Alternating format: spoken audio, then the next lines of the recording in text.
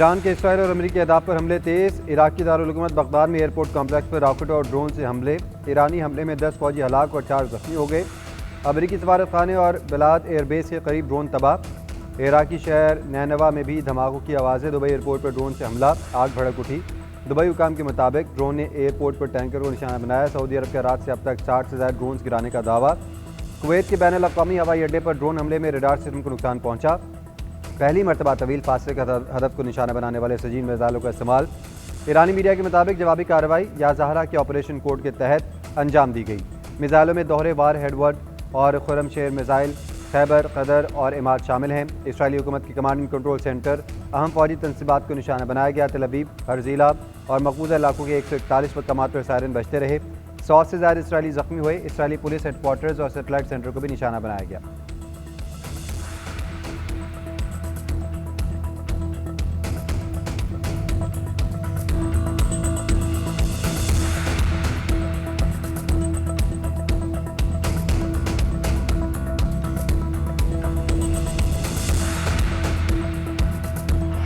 आपदा हुर्मस खुलवाने के लिए अमरीकी अपील मुस्तरद। चीन, जापान, फ्रांस, बरतानिया और जनूबी कोरिया ने मदद से इनकार कर दिया।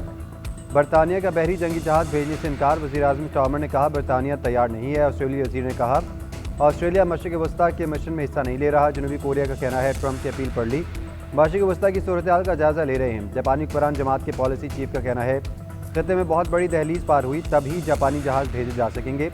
जंगी जहाज़ भेजने की शराइत बहुत सख्त हैं। सूरत-ए-हाल का जायज़ा ले रहे हैं। फ्रांस भी जंग में बराह रास्त शमूलियत से गुरेजा। चीन का मसले के सवारती हल पर जोर। कहा ईरान के साथ बातचीत तरजीह है। फरीक़ैन से राब्ते मौसर बनाने के लिए तामीरी किरदार अदा करेंगे।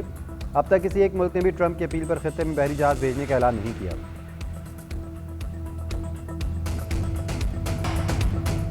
आपदा हुर्मस खुलवाने में मदद न करने पर ट्रंप की नेटो मालिक को धमकी। कहते हैं ईरान के खिलाफ हमारी मदद ना की तो बहुत बुरा मुस्तकबिल होगा।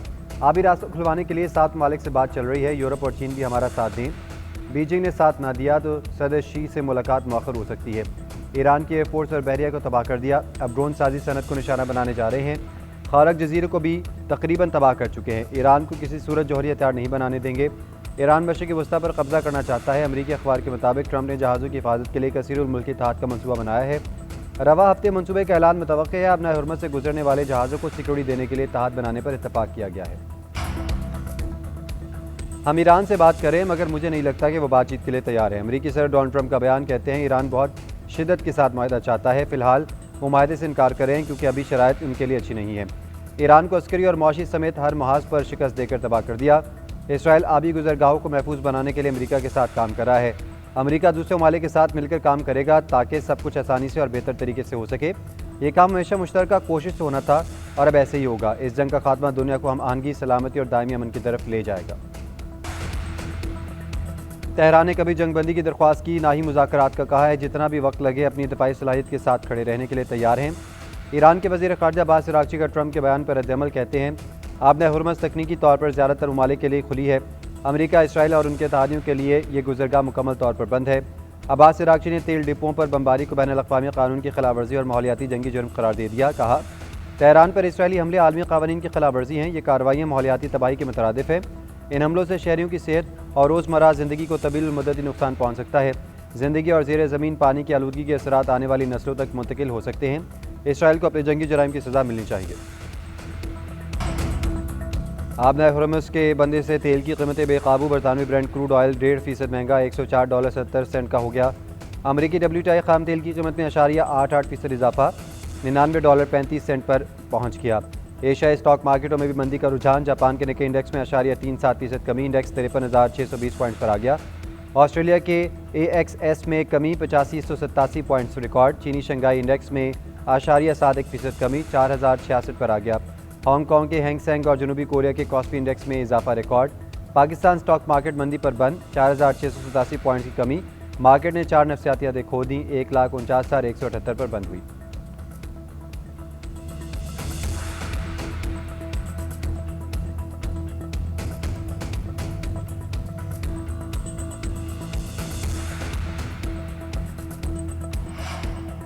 पाकिस्तान में 27 दिन का पेट्रोल और 21 दिन का डीजल बाकी।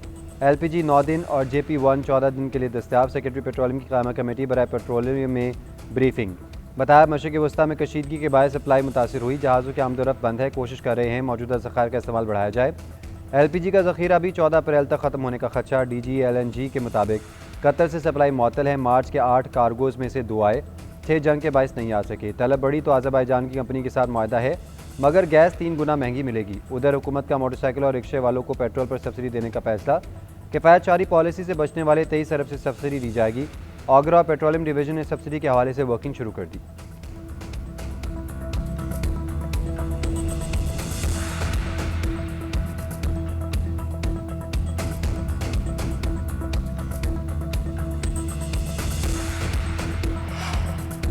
पेट्रोल और डीजल पर ढाई रुपये फी लीटर क्लाइमेट सपोर्ट लेवी आयद।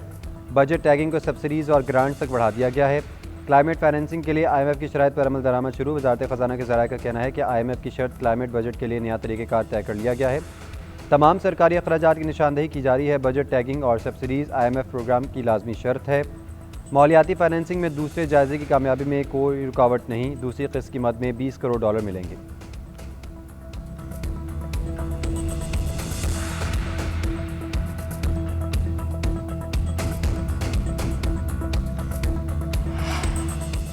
UAE के सदर मोहम्मद बिन जायद और सऊदी वलीअहद शहजादा मोहम्मद बिन सलमान में टेलीफोनिक रब्ता। दोनों रहनुमाओं के दरमियान खत्ते की सूरत हाल पर तबादला ख्याल। ईरानी हमलों को अरब खुद मुख्तारी और आलमी क़वानीन की खिलाफ वर्जी करार दिया। मसाइल के हल के लिए संजीदा मुकालमे और सफारती ज़राए को तरजीह देने पर जोर दिया।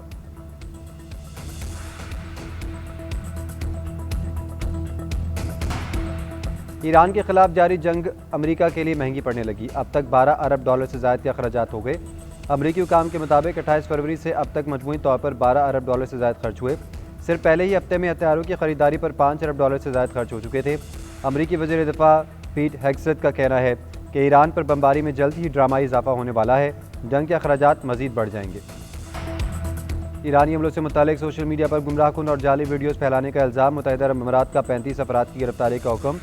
गैर मुल्की मीडिया के मुताबिक प्रोपेगेंडा करने वालों में 19 भारतीय शहरी भी शामिल हैं। अटॉर्नी जनरल UAE के मुताबिक हुकाम ने डिजिटल प्लेटफॉर्म्स की सख्त मॉनिटरिंग के बाद ये फैसला किया। हमलों की झूठी मालूमात AI से तैयार करदा वीडियो शेयर की गई। ऐसा इश्तिहाल अंगेज़ मवाद शेयर किया जिससे अवाम में खौफ और बेचैनी फैल सकती थी। तमाम मुल्ज़िमान के खिलाफ तेज़ रफ्तार ट्रायल किया जाएगा। पाक फ़ौज की अफ़गान तालिबान और ख़वारिज के खिलाफ फैसला कुन कार्रवाइयाँ। बाजोड़ सेक्टर में पाक अफ़गान सरहद से मुल्का अफ़गान पोस्टें मुकम्मल तबाह। सिक्योरिटी ज़राए के मुताबिक अफ़गान तालिबान की पोस्टों को गाइडेड मिसाइल के ज़रिए निशाना बनाया गया। ऑपरेशन ग़ज़ब-उल हक़ अहदाफ के असूल तक जारी रहेगा। वज़ीर आला पंजाब मरीम नवाज़ और नवाज शरीफ के खिलाफ इंक्वायरी बंद करने की दरख्वास्त। एहतसाब अदालत लाहौर ने चौधरी शुगर मिल्स केस में नैब इस्तदा पर फैसला महफूज कर लिया। नैब वकील ने मौक़िफ़ अपनाया कि करप्शन का कोई सबूत नहीं मिला तो नए कानून के तहत नैब इंक्वायरी जारी नहीं रख सकते। मरीम नवाज़ ने ज़मानत की 7 करोड़ रुपये रकम वापस के लिए रुजू किया था।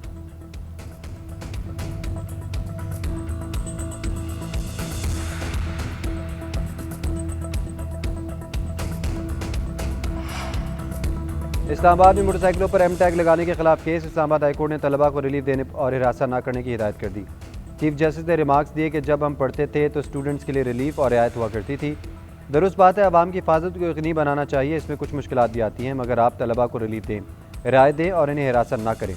अदालत ने सरकारी वकील को इंतजामिया का जवाब भी जमा करवाने का हुक्म दे दिया। समाअत 6 अप्रैल तक मुलतवी कर दी गई।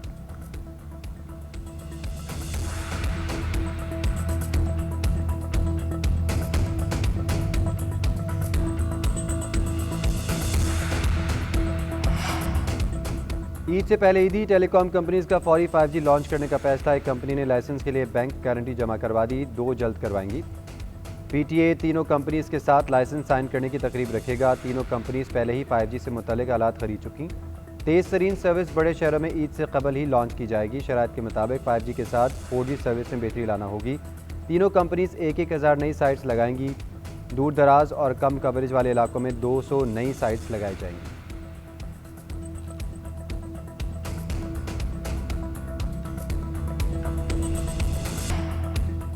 जमात इस्लामी का ईद के बाद शहरी हकूक़ के लिए तहरीक शुरू करने का ऐलान। अमीर जमात इस्लामी कराची मुनम जफ़र का कहना है कराची के अवाम को बुनियादी सहूलत से महरूम रखा जा रहा है। शहर के मसाइल मुसलसल बढ़ते जा रहे हैं। बार बार चेहरे बदल कर अवाम पर हुक्मरान मुसल्लत किए जाते हैं। आम शहरी महंगाई, बदनिज़ामी और बुनियादी सहूलियात की कमी जैसे मसाइल का सामना कर रहे हैं। मसला किसी जमात या मेयर की ज़ाती हैसियत का नहीं, अवामी नुमाइंदगी के निज़ाम का है। मसला जाले मेयर का नहीं, जाली मेयर का है। 18 बरस के दौरान सिंध में बदनिज़ामी के बायस शहरी मसाइल में इजाफा हुआ। करीमाबाद इंडर पास के नाम पर आवाम को धोखा दिया गया।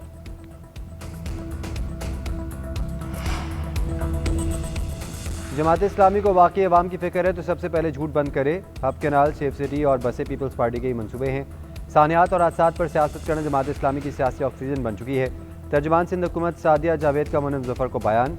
जाला मेयर कराची शहर की खिदमत भी करे और इनकी नाम निहाद ईमानदारी का चूरन भी बंद करे।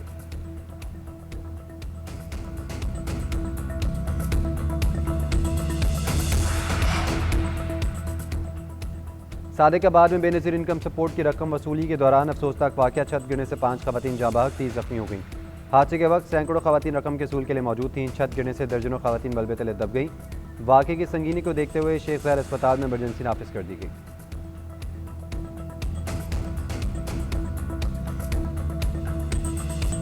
लाहौर में 19 करोड़ की डकैती, मुलविस अफगान डाकू पुलिस मुकाबले में हलाक। DIG फैसल कामरान के मुताबिक पुलिस और डाकू के दरमियान गंजुमता के करीब फायरिंग का तबादला हुआ। डकैती में मुलविस एक डाकू मारा गया। शनाख्त जाजे अफगानी के नाम से हुई। वारदात में इस्तेमाल होने वाली कार बरामद। डाकू ने गुज़िश्ता रोज़ डिफेंस में फैमिली को इगमाल बनाकर 19 करोड़ रुपये मालियत का सामान लूटा था। डाकू डिफेंस में कैफे समेत 5 मकामात पर वारदातों पर मुलविस थे। पेशावर में पुलिस पोस्ट सखी पुल पर खवारिज का हमला नाकाम। पुलिस के मुताबिक दहशतगर्द खैबर की जानिब से आए। फौरी मौसर कार्रवाई से हमला पसपा किया। किसी किस्म का जानी और माली नुकसान नहीं हुआ। थाना मंडान की चौकी फतह खेल पर भी हमला नाकाम। थर्मल कैमरों के जरिए 15 से ज़्यादा मशकूक अफराद की नकलो हरकत का सुराग लगा लिया। पुलिस की फायरिंग से दहशतगर्द फरार होने पर मजबूर। इलाके में सर्च ऑपरेशन किया गया।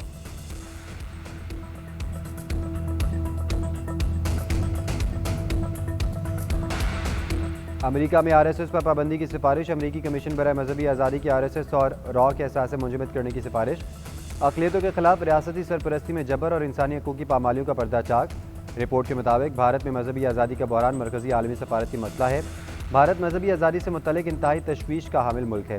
रियासती पॉलिसीज़ अक़लियतों के लिए ख़तरनाक माहौल पैदा कर रही हैं। हिंदू तहापसंद मुसलमानों और मसीहों पर हमले करते हैं। रियासती इदारे मुजरमाना खामोशी इख्तियार किए रखते हैं। सख्त कवानीन के जरिए मजहबी तब्दीली को जुर्म बनाकर अक़लियतों को जेलों में धकेला जा रहा है। मोदी के दौरे हुकूमत में मुसलसल मजहबी अदम रवादारी पर आलमी तनकीद की ज़द में रहा है।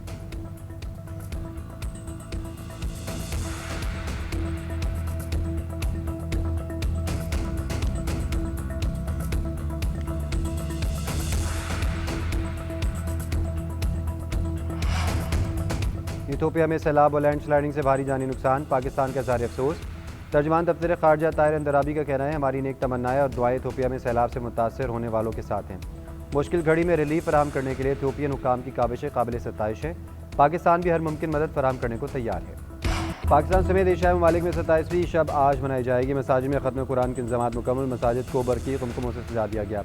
बाबरकत रात में शब बेदारी के दौरान इबादत और इजाज़त की जाएगी। तरावी में कुरान पाक सुनाने वाले हफ़ाज़ कराम और सामाईन को इनाम और इकराम से नवाजा जाएगा। लाखों मुसलमान अल्लाह ताला के हुज़ूर सर बसजूद होकर मग़फ़िरत की दुआ करेंगे। खलीजी और कुछ यूरोपीय ममालिक में गुज़िश्ता शब लैलतुल क़द्र मनाई गई। मस्जिद हराम में गैर मामूली रश देखने में आया। तमाम मंजिलें, दलान, तहखाने, छतें और अतराफ़ के इलाके नमाज़ों से भर गए।